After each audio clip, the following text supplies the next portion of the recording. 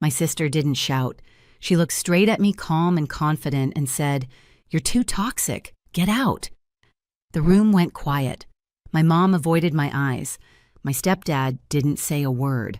So I stood up, picked up my bag, and left without arguing. I didn't defend myself. I didn't beg. I just walked away. 7 days later, my phone started ringing nonstop. Her voice was panicked, almost breathless. Why did I get an eviction notice? That was when she finally realized something she never expected. Toxic people don't let sisters live rent-free forever. Before I explain how it got there, tap like and comment where you're listening from, especially if setting boundaries ever made you the villain. My name is Elizabeth. I'm 35 and I work as a dentist. Most days, my life looks calm from the outside. Clean white coats, quiet exam rooms, the low hum of equipment in the background. People usually tell me I seem put together. What they don't see is how much of that calm was built by learning how to swallow discomfort without making a sound. My family wasn't always like this. When my biological father passed away, everything shifted quietly like furniture moved in the dark. My mom remarried a few years later. That's how my stepfather came into our lives along with his daughter, my stepsister. On paper, we became a blended family. In real life, it felt more like a balancing act that never quite settled. Growing up, I learned early that I was the capable one, the responsible one, the one who didn't need much. If something needed to be handled, it usually landed on me. Not because anyone said it out loud, but because I didn't complain when it did. I went to school, built a career, paid my own bills. Independence became my default setting. The person who made me feel seen was my grandmother. She had this small apartment in the city, nothing fancy, but warm in a way that mattered. The smell of old books. Soft curtains that let the afternoon light in just right. She used to say that a place should feel like it's waiting for you. When she passed that apartment, came to me, not as a prize, but as a responsibility, something she trusted me with. At the time, my stepsister was struggling. New relationship, unstable finances, lots of big dreams, and very little planning. My mom framed it gently, just temporary, just until they figured things out. The apartment was empty anyway. Family helps family, right? So I said yes. At first it felt reasonable. I didn't need the extra income immediately. I was managing my own mortgage, keeping track of my payments, juggling everyday expenses. Letting her live there rent-free seemed like the kind thing to do. I told myself it was short-term, a year maybe less. But months passed, then more months. Conversations about timelines turned vague. Requests stopped sounding like requests. Utilities were covered, but everything else, repairs, upkeep, little unexpected costs, somehow found their way back to me. And every time I felt a flicker of doubt, I pushed it down. I didn't want to be the difficult one, the selfish one. Looking back, that was the pattern. I gave quietly. They took comfortably, and the more normal it became for them, the less normal it felt for me. I just didn't realize yet how expensive that silence was going to be. Things didn't explode all at once. They never do. They stretch, they creep, they disguise themselves as normal conversations until one day you realize you're already standing in the middle of something ugly. It started with comments, little ones. My stepsister would text things like, "We might need help with a few things this month," without ever saying what those things were. When I asked, she'd reply hours later with a list that sounded more like expectations than requests. Repairs, furniture, a small upgrade she felt the apartment deserved. I noticed she never used words like if or maybe anymore. Then the wedding talk began. At first it was just excitement, venues she liked, colors she was considering. I listened, nodded, offered neutral responses while I flossed between patients at work or sat in traffic after long days. Then the numbers started floating into the conversation, rounded, casual, like they were weather updates, not financial realities. And every time I hesitated, my mom would smooth it over. "She's just stressed," she'd say. "You know how weddings are." I told myself I was imagining the pressure, that no one was actually expecting me to carry this, until the dinner.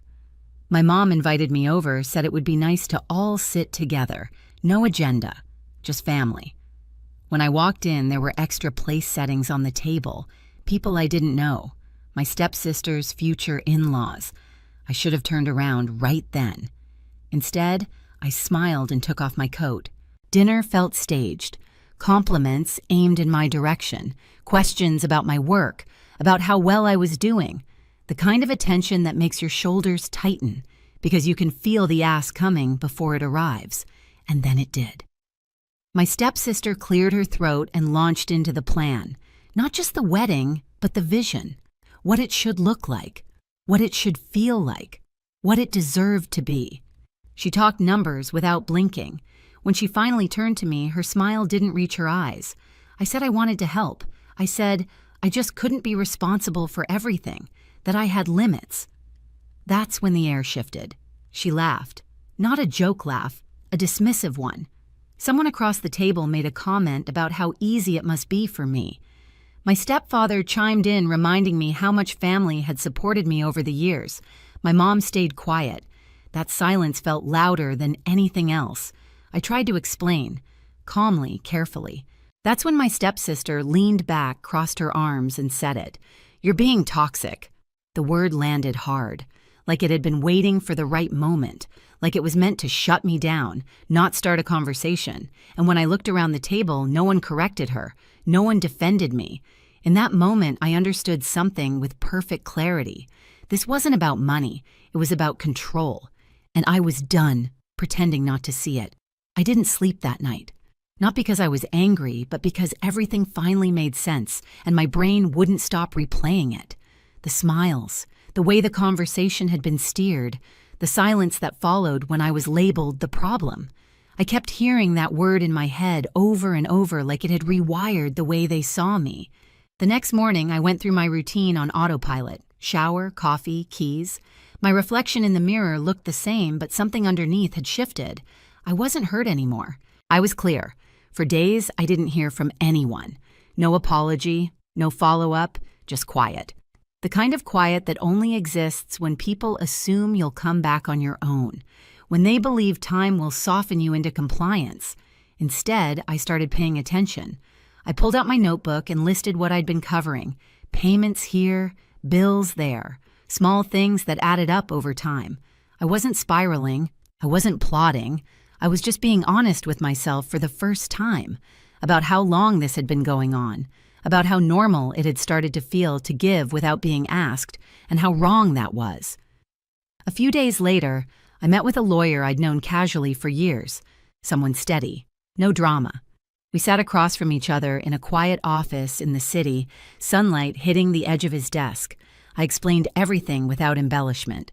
The apartment, the lack of any formal agreement, the dinner, the word that ended everything. He listened, then nodded. What he told me was simple, clear. I wasn't doing anything wrong by reclaiming what was legally mine. There were steps, notices, timelines. Nothing aggressive, nothing unethical, just boundaries on paper. That word again, boundaries. I went home and sat in my car for a long time before getting out. The steering wheel was cold under my hands. I thought about my grandmother, about how she'd trusted me with that apartment, about how she always said kindness shouldn't cost you your dignity. That night, I didn't call anyone. I didn't send messages. I didn't announce anything. I followed the process exactly as I was advised. Calmly, quietly. A notice was prepared. Professional. Neutral. No emotion attached. When I dropped it off at the post office in my neighborhood, it felt strangely ordinary, like mailing a utility payment, like closing a chapter that had been overdue for an ending. I didn't feel victorious. I felt steady.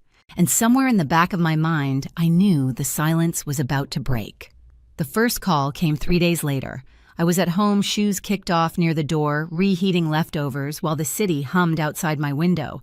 My phone buzzed on the counter. Her name lit up the screen. I didn't answer. It buzzed again and again. By the time I picked it up, there were missed calls stacked on top of each other like she'd been dialing without stopping, afraid that if she paused for even a second, the ground under her feet would give out completely.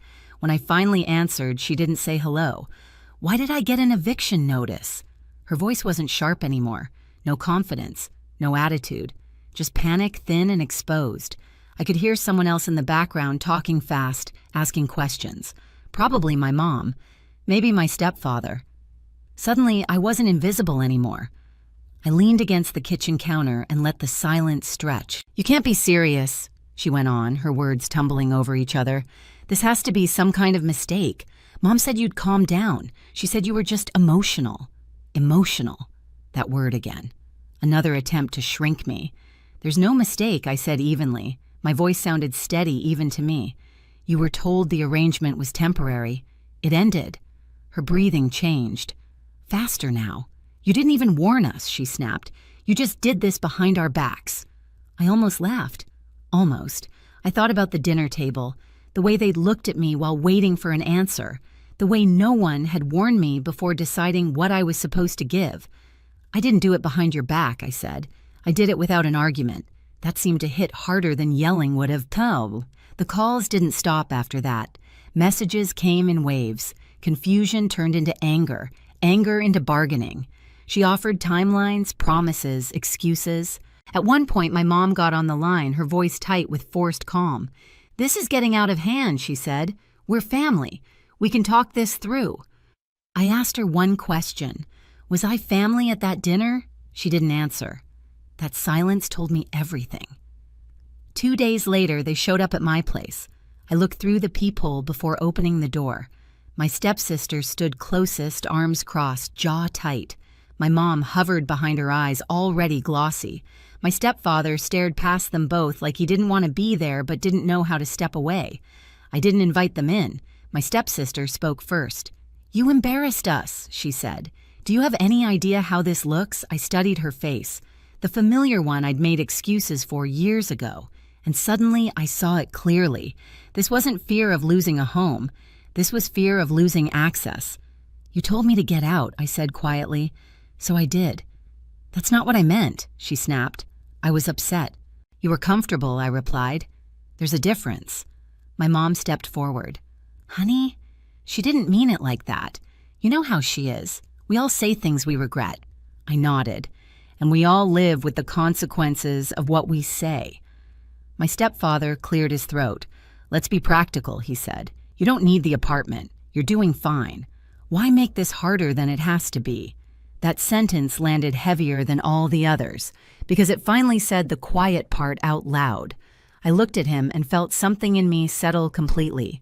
"This isn't about need," I said. "It's about ownership and respect." My stepsister scoffed. "So what, you're punishing us now?" I shook my head. "No, I'm opting out." She stared at me like she was trying to recalibrate the situation, to find the right lever. Then her voice dropped sharp again. "You're being toxic." There it was, the word she'd been holding on to like a weapon. I didn't flinch. "Toxic people," I said slowly. "Don't allow sisters to live rent-free in their apartments." The words didn't come out angry. They came out final. For a moment, no one spoke. My mom's mouth opened, then closed. My stepfather looked down at his shoes. My stepsister's face flushed, then drained, as if she'd finally realized something fundamental had shifted. "You can't just throw us out," she said weakly. "Where are we supposed to go?" I met her eyes. "That's a question you should have asked before you decided I didn't deserve basic respect." Her confidence crumbled after that. She tried apologizing, then blaming, then apologizing again. Each version sounded rehearsed, like she was flipping through scripts, hoping one of them would still work on me. None of them did. "I'll give you the time outlined in the notice," I said. "Nothing more. Nothing less." My mom reached for my arm. I stepped back. "This isn't cruelty," I added. "This is a boundary." They left shortly after that. Not dramatically, just quietly. The kind of quiet that follows when people realize they've pushed too far and there's no way to undo it. The remaining weeks passed with surprising calm. No more calls, no more messages, just space. On the final day, I didn't go inside the apartment. I stayed across the street, sitting in my car, watching them load boxes. My stepsister avoided looking in my direction. My mom moved slowly, like the weight of it all had finally caught up to her. When they were done, my stepsister walked over and placed the keys on the hood of my car. Her hand lingered for a second, like she wanted to say something else. She didn't. They drove away without looking back. I didn't feel triumphant. I felt free. The apartment was quiet after they left. Not empty quiet, the kind of quiet that settles instead of echoing. I walked through the room slowly, noticing things I hadn't before. Scuffed walls, a loose cabinet hinge, Ordinary wear that told a story without emotion attached to it. I took care of what needed fixing. Small repairs, fresh paint, nothing dramatic. Within a few weeks, the place had new tenants. Reliable, respectful. The payments came in on time, predictable, uncomplicated. For the first time, the apartment felt like what my grandmother intended it to be, stable, not strained. My family didn't reach out again. Not with apologies, not with demands. The silence felt different now, lighter, like I'd set something down that I'd been carrying for years without realizing how heavy it was. I focused on my own life. Work felt easier, evenings felt longer. I started saying no without rehearsing explanations in my head. That alone changed everything. I didn't lose my family that day. I lost the illusion that love requires self-erasure, and that loss gave me something I hadn't had before: peace. For a long time, I carried the word toxic like a scar. Every time I replayed that dinner in my head, I wondered if I'd been too cold, too firm, too unwilling to sacrifice one more piece of myself. Families have a way of teaching you that love is measured by how much you're willing to lose. But here's what I finally learned. The moment you stop being useful, people who live on entitlement will call you names that sound like moral judgments. Toxic, selfish, heartless. Those words aren't diagnoses. They're protests. They're what happens when access is revoked and boundaries replace convenience. I didn't destroy my family. I stepped out of a role that was slowly destroying me. Life is quieter now, not empty, just honest. I spend my time, energy, and money on things that grow instead of drain me. And the peace that comes from that is worth more than any approval I was chasing before. If this story feels uncomfortably familiar, you're not alone. Share where you're listening from and what boundary changed your life. It might help someone else feel seen too. And if you want more real stories about family betrayal, quiet revenge, and choosing self-respect, make sure you subscribe.